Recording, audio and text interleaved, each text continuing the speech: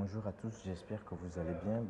Moi, c'est le frère Elie Moussirou, euh, serviteur de l'Éternel. Donc, du coup, aujourd'hui, nous allons parler de quelque chose dont le Seigneur me met à cœur depuis quelques temps, depuis quelques jours, sinon depuis quelques heures.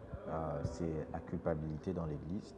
Alors, la culpabilité dans l'Église est un frein pour l'Église est vraiment un frein. Alors, nous allons partir d'abord par la définition. Hein. Nous allons beaucoup lire aujourd'hui, nous allons beaucoup lire. Nous allons partir par une définition que j'ai trouvée sur Internet.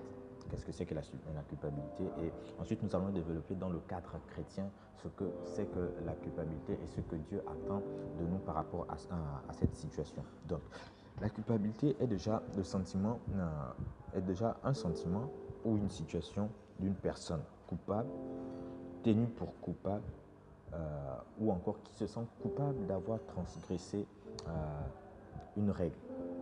Donc, c'est déjà un sentiment, déjà. C'est déjà un sentiment d'une personne, bien une situation d'une personne coupable, tenue pour coupable et tout le reste. Et le plus important ici, c'est qu'il y a une transgression d'une règle ou bien d'une norme ici. En tout, on va voir déjà, transgresser déjà nous renvoie déjà à encore un autre verbe, outrepasser, consciemment ou inconsciemment. Il y a le fait déjà d'outrepasser la règle ou la norme consciemment ou inconsciemment. Donc, elle est donnée par le sentiment d'avoir violé la justice en fait. La culpabilité vient parce qu'on a ce sentiment d'avoir violé ce qui était juste, ce principe qui était sacré, qui était ce principe vraiment que d'autres appréciaient. Et c'est là d'où la culpabilité vient. Donc, à la lumière des Écritures, qu'est-ce qui est dit de la culpabilité?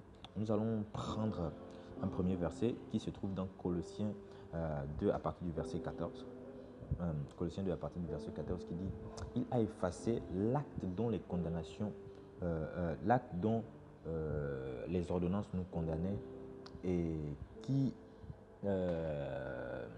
excusez-moi, avec la lumière, qui subsistait contre nous, et il a cloué sur la croix. Donc, il est vrai que dit ainsi, cela peut prêter à confusion dans la mesure où ça semble encourager le péché, ça semble vraiment encourager le péché. Mais dans Luc 15 à partir du verset 7, il dit: De même, je vous le dis, il y aura plus de joie dans le ciel pour un pécheur qui se repent que pour 99 justes qui n'ont pas besoin de se repentir, qui n'ont pas besoin de repentance. Donc, ici, il y a déjà le fait de la repentance. Ici, il y a la repentance et on poursuit encore dans Luc 15 à partir du verset 10 qui dit: De même, je vous le dis, il y a de la joie devant les anges pour un seul pécheur qui se repent. Pour un seul pécheur qui se repent, il y a de la joie. Donc ici, la culpabilité vient ici pour détruire, pour t'éviter de te repentir en fait.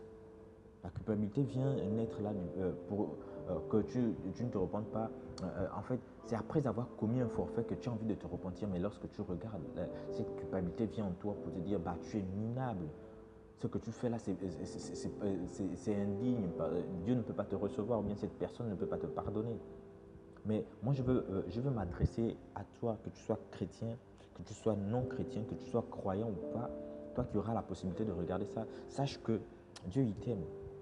Dieu, il t'aime et il n'attend que cela. Il attend que il attend que ta repentance, en fait, cette personne que tu as blessée n'attend que ta repentance. Elle n'attend que cela pour apaiser son cœur. Peut-être cela semble être difficile pour toi parce que l'acte que tu as commis était vraiment outrageant, mais cette personne n'attend que toi. Et Dieu encore plus. Parce qu'il dit: il y aura plus de joie dans le ciel pour un pécheur qui se repent que 99 justes qui n'ont pas besoin, que 99 justes qui n'ont pas besoin de repentance. Donc ici, la repentance est faite pour toi, elle est faite pour moi.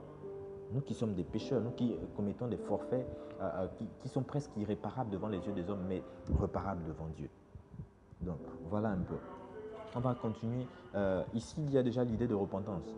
La culpabilité vient ou habite à l'homme qui reconnaît avoir transgressé la justice ou encore celui qui sait qu'il était perdu de par son comportement, de par ses ajustements ou de par sa vie et décide de venir à la lumière.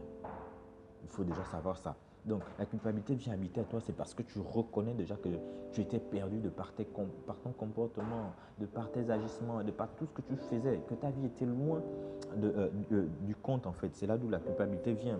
Elle vient là pour mettre un frein à ta repentance, pour éviter que tu n'ailles dire à cette personne, que tu n'ailles dire à Dieu que Seigneur, voilà, je reconnais que j'ai fait ci, j'ai fait cela, mais Seigneur, aujourd'hui je me repens, je ne veux plus continuer en fait. C'est là d'où la culpabilité vient. Donc, ainsi donc, le verset de Colossiens n'efface que l'acte de celui qui reconnaît son erreur et décide de venir à la lumière et décide aussi d'abandonner son péché. Donc ici, Colossiens 2,14 n'efface donc l'acte que de celui qui a décidé de se repentir et de ne plus continuer dans son péché. Donc, il faut déjà savoir ça. Que lorsque tu décides d'abandonner ton péché, c'est là où Jésus-Christ efface l'acte qui te condamnait. Il ne regarde plus ce à quoi tu faisais. Donc, lorsque tu viens, lorsque tu as commis un forfait, que tu sens que tu ne peux pas, que ce n'était pas bien devant la face de Dieu, que tu veux te repentir, il faut savoir que là, Jésus-Christ est prêt de te pardonner. Je lisais quelque part qu'il est le seul qui, lorsqu'il pardonne, il oublie en fait. Lorsqu'il pardonne, il oublie. Donc, lorsque tu as fait quelque chose, lorsque tu viens devant Dieu, il n'est pas comme un homme qui va te rappeler, comme les hommes disent que je te pardonne, mais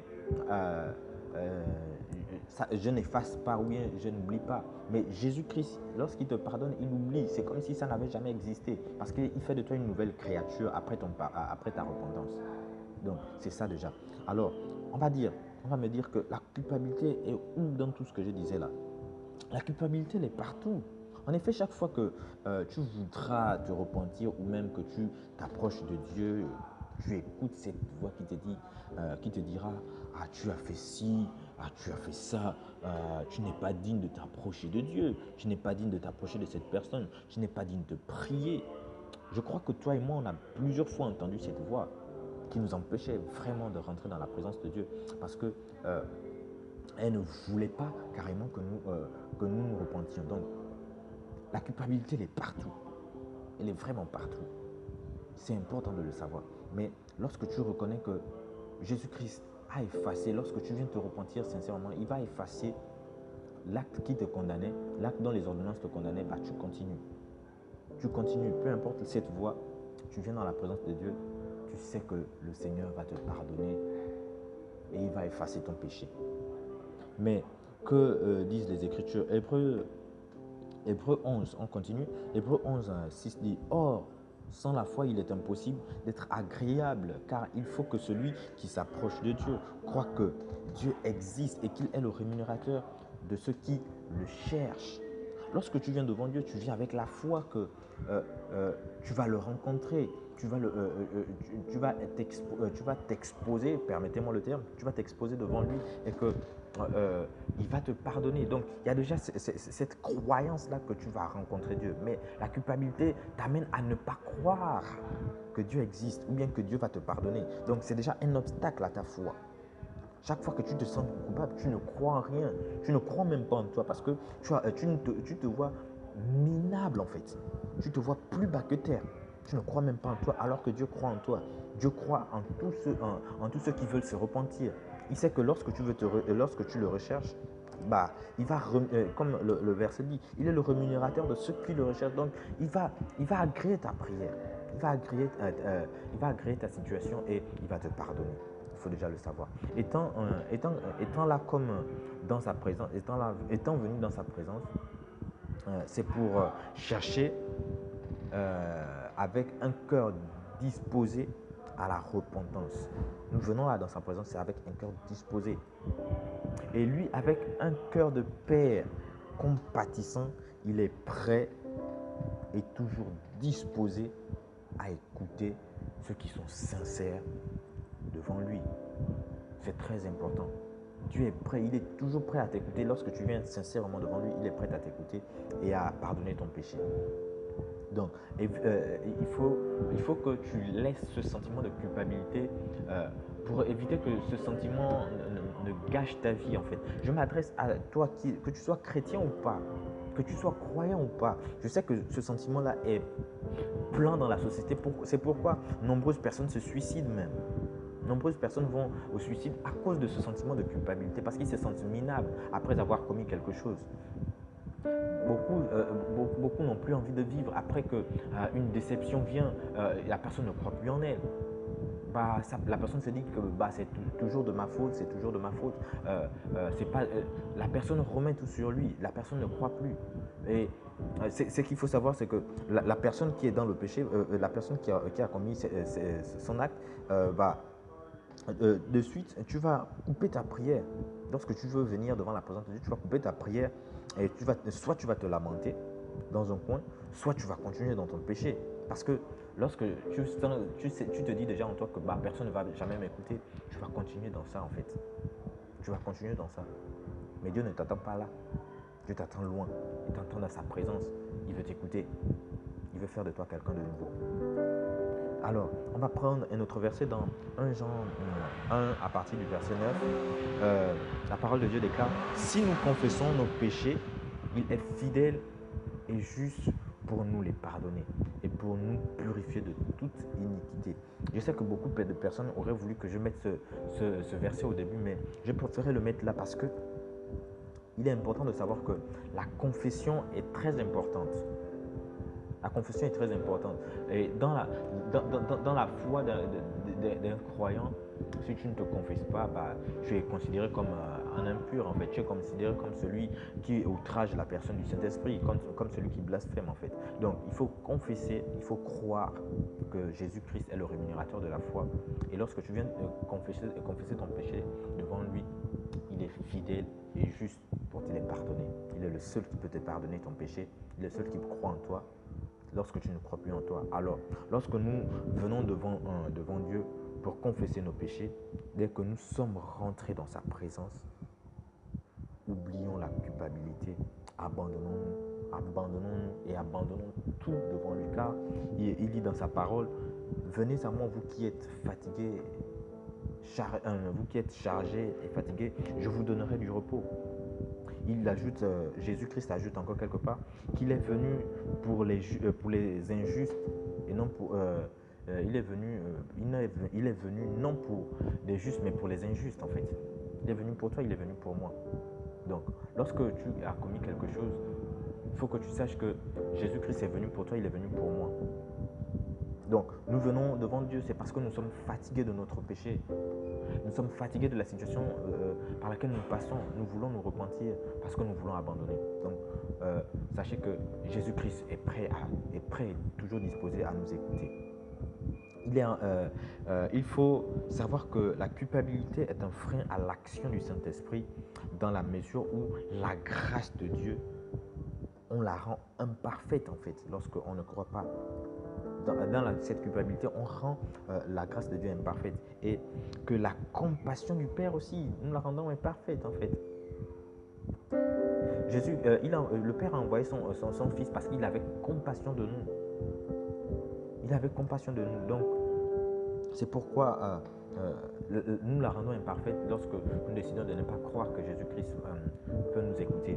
Et si nous rendons le sacrifice de Jésus-Christ sur la croix vain pour nous, parce qu'il est mort pour toi, il est mort pour moi. Il est mort pour toi, il est mort pour moi. Donc, il faut déjà le savoir. Lorsque nous décidons de ne pas croire en nous, de ne pas vouloir nous repentir, nous rendons son sacrifice inutile pour nous en fait. Et nous rendons aussi la promesse du Saint-Esprit qui nous conduira, la personne du Saint-Esprit qui est censée nous conduire dans la vérité et qui est aussi censée nous conduire et nous garder en fait. Nous garder et nous guider jusqu'à ce qu'il vienne. Nous rendons cette promesse-là inutile en fait. Nous sommes semblables à des personnes qui ne croient pas, des athées en fait. Même un athée, il croit en quelque chose, il croit en lui-même. Donc c'est qu'il croit en quelqu'un. Que tu sois athée, que tu sois... je vais te dire que tu crois. Le fait que tu crois en toi, le fait que c'est déjà quelque chose. C'est que tu crois en quelque chose et tu crois en Dieu. Parce que lorsque tu auras cet accident, la première personne en qui que tu vas appeler, ce n'est pas toi. Tu auras dit, ah Dieu. Donc tu crois en quelque chose, tu crois en quelqu'un. Cette personne, c'est Jésus. La culpabilité est un frein à la foi. Et sans la foi, nul ne peut être agréable à Dieu. Hébreux 10, 29 dit, de quel pire châtiment pensez-vous que sera jugé digne celui qui aura foulé aux pieds le Fils de Dieu et qui aura tenu pour profane le sang de l'alliance par lequel il a été sanctifié et qui aura outragé l'Esprit de la grâce. De quel pire châtiment? Donc, il faut savoir que il y a un châtiment qui t'attend lorsque tu décides de ne pas croire à la repentance, lorsque ce sentiment de culpabilité vient habiter en toi. Ce que je veux, c'est que tu sois libéré de ce sentiment de culpabilité. Qui que vous soyez, où que vous soyez, je veux que vous sachiez qu'il faut ôter ce sentiment de culpabilité. Ce sentiment est un frein à la grâce, à la compassion, à l'action réparatrice du Saint-Esprit dans vos vies. Croyants ou non croyants, lorsque vous vous approchez de Jésus, oubliez votre culpabilité car il vous aime. Il n'attend que votre repentance pour réparer ce qui a été détruit ou rompu par le péché en fait. C'est très important.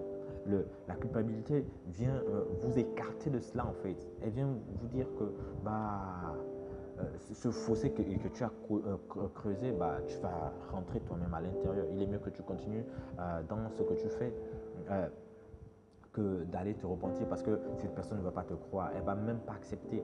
On a vu combien de fois des personnes après 50 ans ont décidé de prison pour quelque chose qu'ils n'avaient pas fait, mais vont quand même demander pardon. Et ces personnes l'acceptent. Ou même des personnes après avoir tué vont demander pardon. Et ces personnes-là pardonnent, bien que c'est difficile, mais ils le font quand même. Mais la culpabilité vient te dire, ne fais pas, ne fais pas, ne fais pas, ne fais pas, ne fais pas. Reste, c'est toujours de ta faute, ce sera toujours de ta faute. Donc je veux que vous sachiez ça, que ce sentiment est un frein pour votre foi, et ce sentiment est un frein à la grâce de Dieu, à la compassion de Dieu, à l'action reparatrice du Saint-Esprit. Et Jésus-Christ vous attend là, dans la repentance, toi et moi. Alors j'aimerais que tu sois libéré de ce sentiment. Et pour ça, je vais prier. Je vais prier.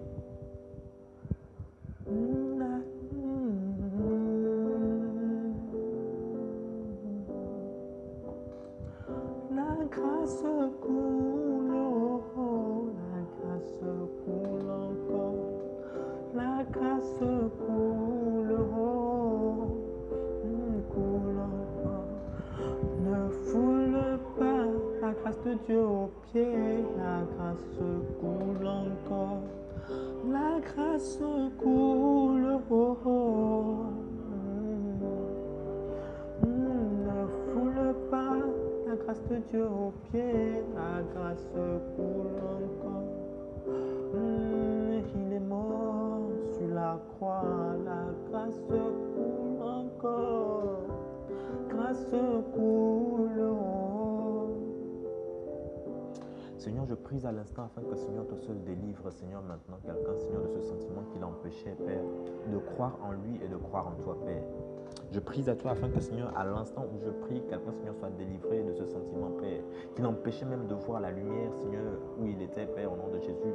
Je prie à toi afin que, Seigneur, à l'instant où je suis, Père, que, Seigneur, tu fasses, Seigneur, de cette génération, Père, Père, Mère, enfant, vieux, vieillard, Père, que Seigneur, tu nous délivres, Seigneur, de ce sentiment qui nous empêche de croire en toi, Père, au nom de Jésus. Seigneur, que Père, peu importe la génération à laquelle nous appartenons, Père, Seigneur, qui nous a éloignés de toi à cause de ce sentiment que, Seigneur, nous ne pouvons pas atteindre ton cœur, nous ne pouvons pas nous approcher de toi à cause de ce que nous faisons. Seigneur, je prie à toi afin que, Seigneur, ton encore délivre quelqu'un à l'instant où je suis, Seigneur, de ce sentiment au nom de Jésus, Père. À l'instant où je prie à toi afin que, Seigneur, toi seul délivre maintenant quelqu'un. Ah, Seigneur, je vois maintenant ta main, Seigneur, étendue dans la vie de quelqu'un afin de réparer, Seigneur, ce qui avait été détruit, Père. La connexion, Père, qui avait été détruite, Seigneur. Le manque, Seigneur, de vie spirituelle qui avait été détruit, Père, au nom de Jésus, à cause de ce sentiment, Seigneur, de culpabilité qui nous empêchait, Seigneur, de rentrer dans ta présence. à cause, Seigneur, de notre faiblesse. À cause de nos faiblesses, Père, nous avons, Seigneur, rompu, Seigneur, notre connexion. Mais Seigneur, je prie à toi afin que, Seigneur, ton Esprit Saint, Seigneur, l'Esprit de la réparation, Seigneur, fait maintenant son travail au nom de Jésus, Père, afin de réparer les cœurs. Au nom de Jésus, afin de réparer, Seigneur, le pont, Seigneur. Seigneur, le pont que tu es, Père, au nom de Jésus, entre le Père et nous, Père. Seigneur, nous te disons merci, nous te rendons les actions de grâce pour tout ce que tu fais. Père, reçois la louange, reçois la gloire au nom de Jésus. Amen. Je suis le frère Élie, alors à la prochaine. J'espère vous retrouver nombreux à la prochaine fois. Merci, bye bye.